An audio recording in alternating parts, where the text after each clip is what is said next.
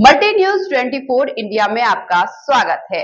Bulletin में आगे बढ़ते हैं, देखते हैं आपके शहर की खास खबर। कस्बा छाता के चौमुआ ब्लॉक विकास खंड के सभी ग्राम प्रधानों ने विकास खंड अधिकारी के अभद्र व्यवहार को लेकर ज्ञापन देते हुए जिला अधिकारी कार्यालय पहुंचकर नवागत विकास खंड अधिकारी के खिलाफ मोर्चा खोल दिया।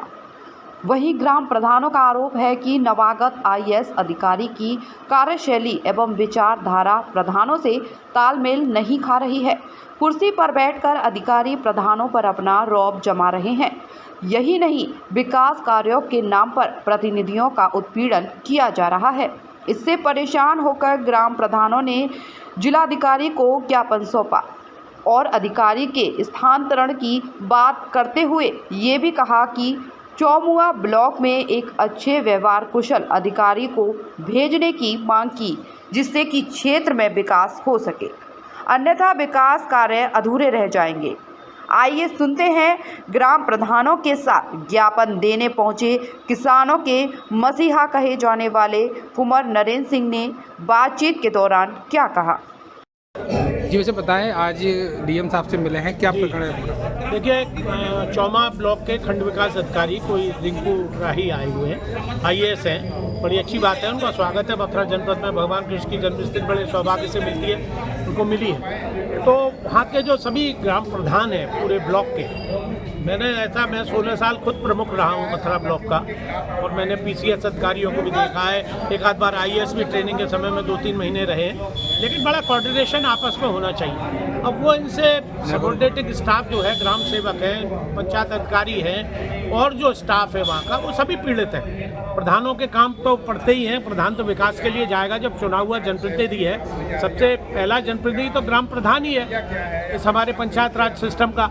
वही जब परेशान होगा, वही जब दुखी होगा, तो आप लोग कैसे किसी से काम ले सकते हैं? और आप प्यार से ले सकते हैं। गलती अगर कोई करे तो आप उसे डांट भी सकते हैं, दंड भी दे सकते हैं, ये सभी प्रावधान। लेकिन आप जबरदस्ती 2-2 बजे तक, 3-3 बजे तक काम लें उनसे, और एक्स्ट्रा काम की अगर ज़रूरत है तो एक्स्ट्रा लिया भी जाता है काम।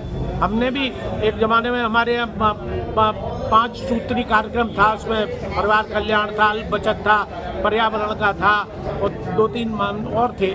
तो उन सब में हम लोगों को, मुझे तो बेस्ट रैंक मिला था मथुरा ब्लॉक, क्योंकि वो स्टाफ का सहयोग था मुझे।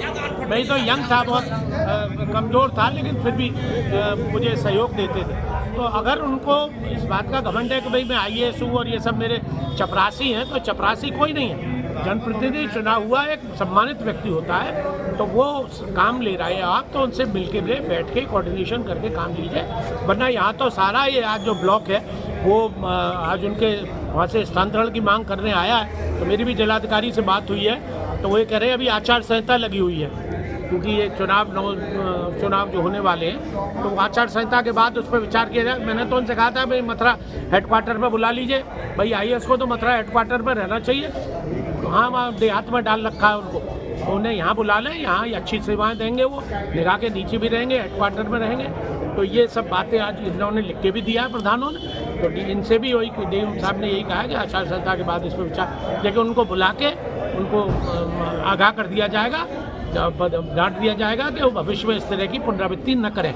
मथुरा जिला अधिकारी से आपके प्रधान जब मिले हैं, तो मथुरा जिला अधिकारी ने सचिवों को फटकारा है और प्रधानों की सुनी है। नहीं, बिल्कुल सुनेंगे साहब, सैकड़ों प्रधान हैं यहाँ पूरे ब्लॉक का। चौमा बड़ा प्रतिष्ठित ब्लॉक है साहब, और वहाँ का तो विधायक मंत्री है, वहाँ की हेमा मालिनी सांसद हैं, और आपके ब्लॉक प्रमुख हैं शोभा राम जी वहाँ से, तो सभी मुख्य आदमी हैं। तो वैसे तो प्रमुख को ही आना चाहिए था इन लोगों के साथ, क्योंकि हम तो कभी भी कोई समस्या हुई थी तो हम तो साथ जाते थे।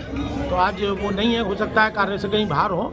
तो मेरी ये मांग है आपके चैनल के माध्यम से कि अगर या तो अपनी कार्यशैली में सुधार ले आएँ जब तक आचार संहिता है, और नहीं तो उसके बाद उनका स्थानांतरण होना तय है। और हम उसके लिए अगर नहीं मानेगा एडमिनिस्ट्रेशन, तो उसके लिए धरना प्रदर्शन और आंदोलन भी करेंगे। अभी तो प्रधान ही जुड़े, जनता भी जुड़ सकती है। जनता भी सहयोग इन्हीं से, प्रधानों से ही लेती है। प्रधान ही विकास के काम कराता है, और कराता कौन है?